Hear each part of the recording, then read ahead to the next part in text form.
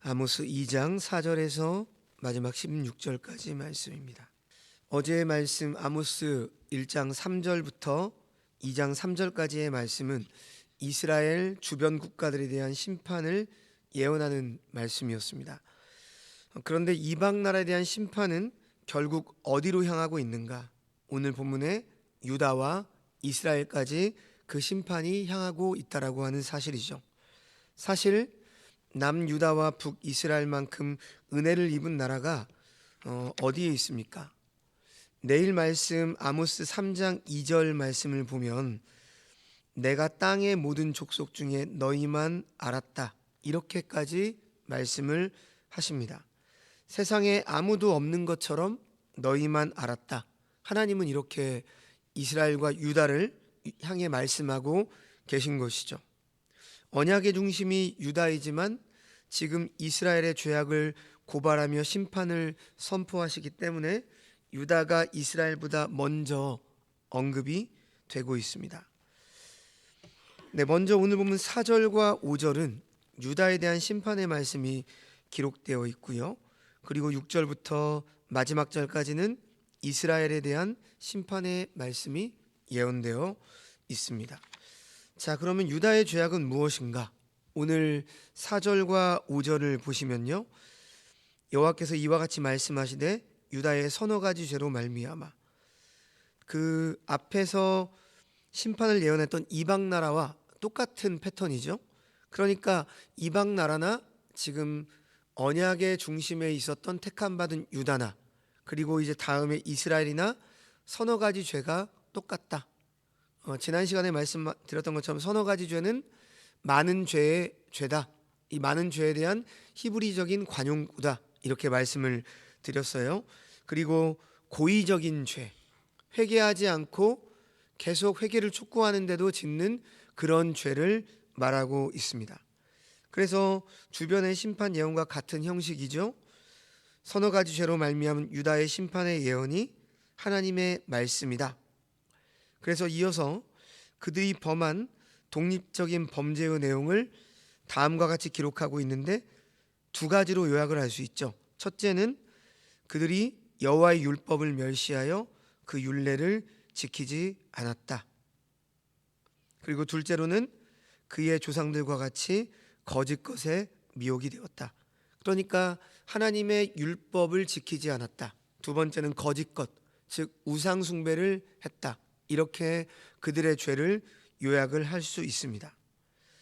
자, 여기서 우리는 택하신 백성이라고 해서 무조건적으로 용서만 해주시는 것이 아니고 이들 역시도 심판의 대상이 된다는 사실을 우리는 확인할 수 있는 것입니다.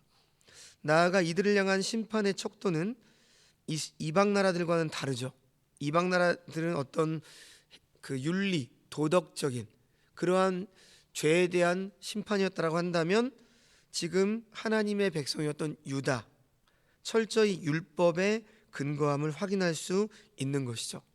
그래서 율법을 멸시하여 그 율례를 지키지 않고 그 조상들과 같이 우상에 미혹된 선민 유다에게 이어질 이 심판의 형태는 이방의 심판의 형태와 다르지가 않죠.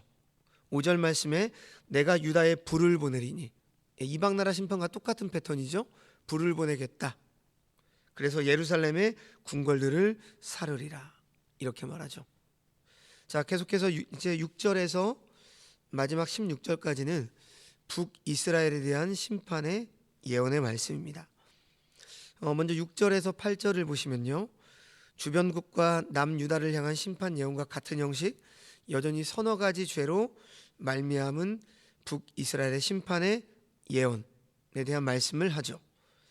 그리고 이제 그들이 범한 범죄의 내용을 다음과 같이 기록을 하고 있습니다. 첫째로 6절을 보시면요, 그들은 의인과 가난한 사람들을 은을 얻기 위해 신 한 켤레 값에 팔았다 이렇게 말하죠. 그러니까 이들도 금전 취득을 위해서 사람을 사고 팔았습니다. 인신매매의 행위를 서슴지 않았다라고 하는 거죠. 그 당시에 그 북이스라엘은 여로보암 2세 시대, 가장 제가 여러 번 말씀드렸지만 경제적으로나 문화적으로나 또 군사적으로나 부흥되고 황금기고 부족함이 없는 넘치는 그러한 시대였습니다. 근데 그런 시대 때에도 금전 취득을 위해서 사람을 사고 팔았다는 거죠. 그러니까 얼마나 그 물질에 빠져 있었는지 알 수가 있죠. 그리고 이제 둘째로 7절 말씀에 그들은 힘없는 사람의 머리를 짓밟고 연약한 사람의 길을 굽게 하였다. 나아가서 연약한 이들을 악한 길로 몰아 세웠다.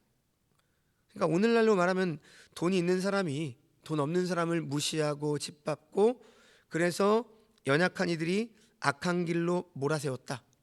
그들이 도둑질하고 그런 거죠. 사회가 혼란스럽고 그랬단 말입니다. 자, 셋째로 아버지와 아들이 한 어린 소녀와 성적 관계 속에 있었다. 이렇게 말하고 있죠. 이에 대해서 일부 학자들은 가정에 고용된 어린 소녀가 그 주인과 주인의 아들에 의해서 성적 학대를 당하는 것으로 설명을 하기도 합니다. 그러니까 극심한 또 이 성적 타락상이 있었다라고 하는 거죠. 그리고 네 번째로 8절 말씀에 그들은 우상의 신전에서 전당 잡은 옷을 제단 옆에 펴고 포도주를 마셨다. 이렇게 말씀을 하고 있습니다. 출애굽기 22장 26절 27절을 보면요. 옷을 전당 잡은 경우에 해가 지기 전에 돌려주라는 율법의 가르침이 있었습니다. 그런데 밤새 추워 떨며 고통 속에 있을 동족들에게는 무관심한 채 지금 우상 숭배에 취해 있었다라고 하는 것이죠. 이뿐만이 아니라 11절과 12절을 보시면요. 이들은 하나님의 선지자와 나실인들을 존중하지 않고 오히려 이들을 미혹하고 탄압을 했다라고 말씀을 합니다. 자, 이처럼 경제적, 도덕적, 종교적인 죄악을 지적하는 부분을 통해서 지금 죄를 범하고 있는 이들이 일정 수준 이상의 부를 가진 기득권층임을 짐작할 수 있는 것이죠. 자, 아모스는요. 범죄의 내용과 심판의 형태 순으로 기록했던 앞선 어떤 말씀 구조와는 다르게 이어질 심판의 형태에 대한 기록에 앞서서 과거 이스라엘이 경험한 은혜의 사건들을 기록하고 있습니다. 자, 그것이 9절과 10절 말씀인데요. 내가 아모리 사람을 그들 앞에서 멸하였나니 그 키는 백향목 높이와 같고 강하기는 상수리 나무 같으나 내가 그 위에 열매와 그 아래의 뿌리를 진멸하였느니라. 내가 너희를 애굽 땅에서 이끌어내어 40년 동안 광야에서 인도하고 아모리 사람의 땅을 너희가 차지하게 하였다. 이렇게 말씀을 하죠. 그러니까 이런 말입니다. 오늘의 풍요로운 너희 이스라엘이 있게 된 것은 바로 내가 다 허락했고 역사했기 때문이다. 하나님은 지금 분명하게 말씀을 하고 계신 것이죠. 이스라엘 백성을 애굽에서 이끌어내셨고 40년 동안 광야에서 인도한 분이 바로 나 여호와 하나님이다. 가나안 땅에서 살던 아모리 족속을 몰아내고 이스라엘이 차지하게 한 것도 바로 나였다. 분명하게 반복해서 말씀을 합니다. 9절 10절에서 두 번이나 반복해서 내가 아모리 사람을 멸하였고 내가 너희를 애굽 땅에서 이끌어내 인도하고 그 땅을 차지하게 하였다. 이렇게 힘주어 강조하고 있죠. 여러분, 히브리어에서는요. 동사가 주어에 따라 어미를 취하기 때문에 주어를 따로 쓸 필요가 없습니다. 그런데도 하나님께서는 일부러 두 번씩이나 반복해서 내가 이렇게 행하였다. 분명하게 말씀을 하고 있습니다. 오늘날 풍요로운 시대를 살게 되기까지 인도하여 주신 분이 하나님이라고 말씀을 하고 있습니다. 그런데도 지금 북이스라엘 왕국과 남유다는 자신들을 지금 부요의 자리까지 인도하신 하나님을 잊어버리고 그 하나님께 범죄를 일삼았던 것이죠. 하나님을 잊어버리는 이유는 어디에 있어요? 결국은 율법을 잊었기 때문이죠. 율법은 말씀이죠. 하나님의 말씀을 잊어버렸기 때문에, 말씀을 멀리했기 때문에, 늘 말씀을 묵상하지 않았기 때문에 그 결과로 이들은 하나님 앞에 범죄를 일삼게 된 것입니다. 왜 말씀을 멀리 했을까요? 두 가지 이유가 되겠죠. 세상에 빠져서 세상에 좋은 걸 따라가다 보니까 말씀을 잊거나, 아니면 세상을 살아가고 있는데 그 말씀이 거슬리기 때문이죠. 하나님은 인격신이기 때문에 우리의 잘못된 신앙의 부분에 대해서 하나님은 말씀하시고 끊임없이 선지자를 통해서 우리의 잘못을 지금 지적하고 말씀하고 있으니까 듣기 싫은 거죠. 그러니까 말씀을 멀리할 수밖에 없는 것입니다. 선지서와 같은 말씀을 멀리하면 우리가 말씀을 멀리하게 되는 거예요. 우리가 말씀을 늘 가까이 하는데 어떤 말씀을 가까이 합니까? 나에게 복이 되는 말씀, 듣기 좋은 말씀, 이런 말씀만 가까이 듣게 되어지면 말씀도 선별해서 듣는 거죠. 그래서요, 이들에게 하나님께서는 도저히 이들의 삶을 묵과할 수 없었기 때문에 심판이 불가피했던 것입니다. 그리고 이제 심판의 형태에 대한 기록이 이어지게 되는 거죠. 13절을 보십시오. 보라, 곡식단을 가득히 실은 수레가 흙을 누름같이 내가 너희를 누르리니. 무거운 짐을 실은 수레가 지나가면 그 바퀴 아래에 있는 흙이 어떻게 됩니까?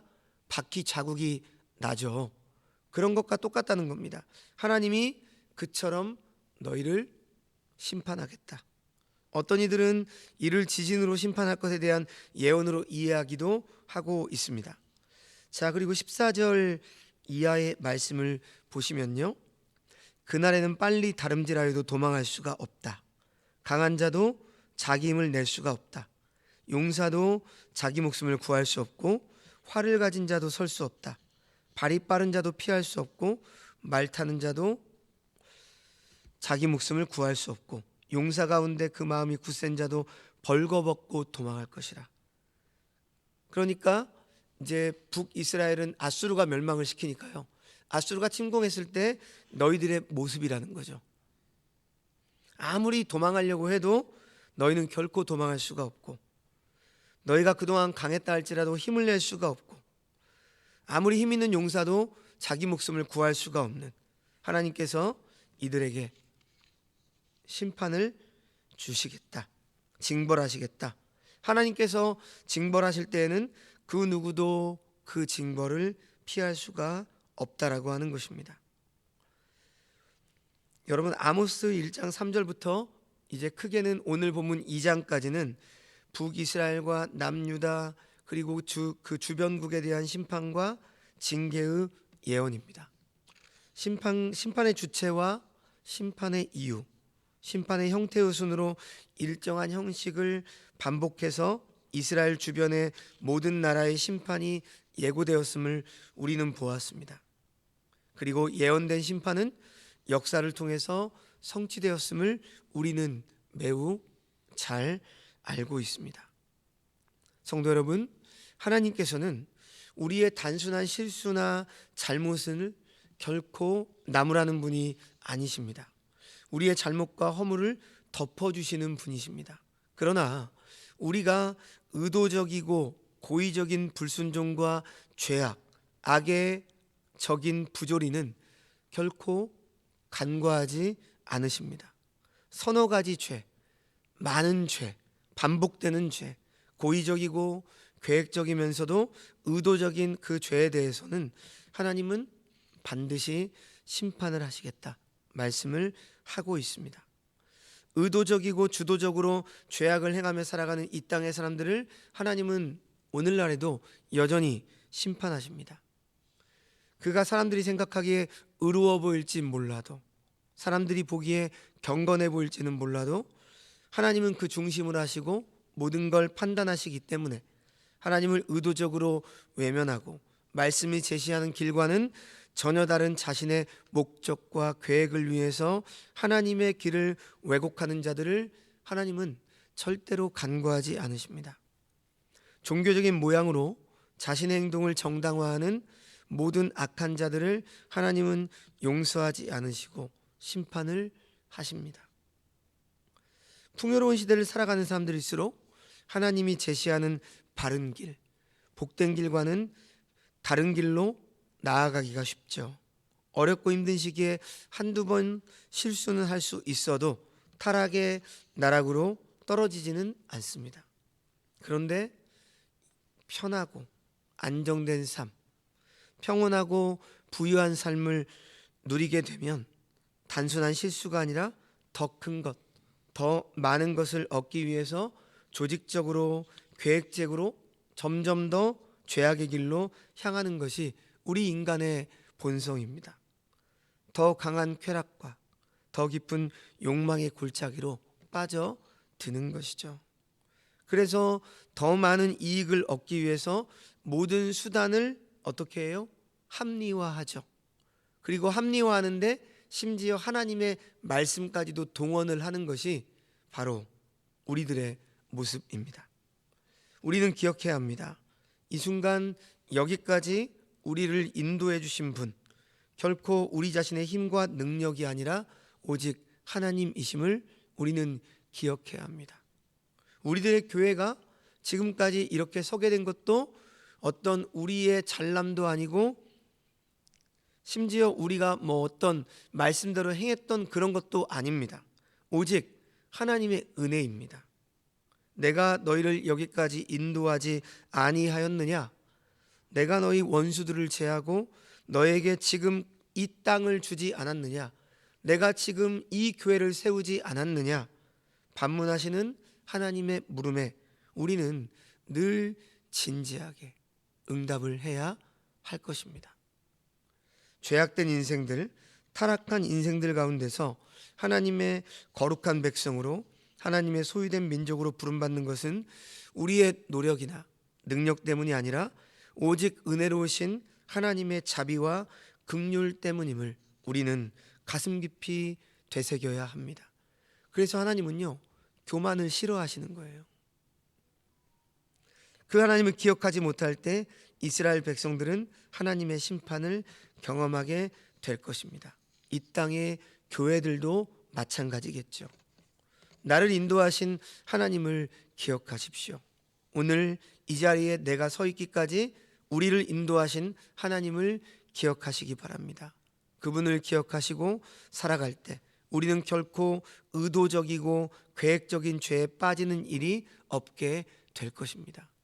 여러분, 그러기 위해서 저는 선지서의 말씀을 오늘날에도 우리들에게 주셨다고 생각하고 선지서의 말씀을 우리는 더더욱 묵상을 해야 된다고 생각을 합니다. 그저 복이 되고 위로에 되는 말씀, 이 말씀도 필요하죠. 참으로 힘들고 어려운 세상, 그러한 위로의 말씀이 없으면 어떻게 살아가겠어요?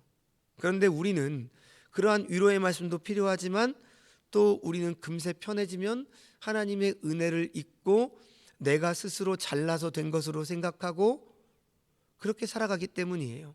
그래서 오늘 이 선지서를 통해서 선지자들이 했던 이 말씀이 오늘날에도 여전히 살아있는 말씀, 그런 말씀으로 우리가 듣고 기억하며 살아갈 때 우리는요, 결코 의도적이고 계획적인 죄에 빠지지는 않을 겁니다. 우리가 우둔하고 우리가 잠시 몰라서 그런 죄를 범할 수 있습니다만 고의로 알면서도 범죄하는 그러한 무늬만 종교인이 되지는 않을 거란 말입니다. 오늘날의 목회자들도 마찬가지죠. 참된 말씀을 자기 자신에게 적용하고 깨어서 늘 기도하고 목회를 한다면 의도적이고 계획적으로 계산적으로 목회를 하거나 자기의 이익을 위해서 말씀을 왜곡하고 변개하거나 그러지는 않을 거란 말이에요. 그런데 그렇게 하죠. 이런 말씀들을 멀리하기 때문입니다.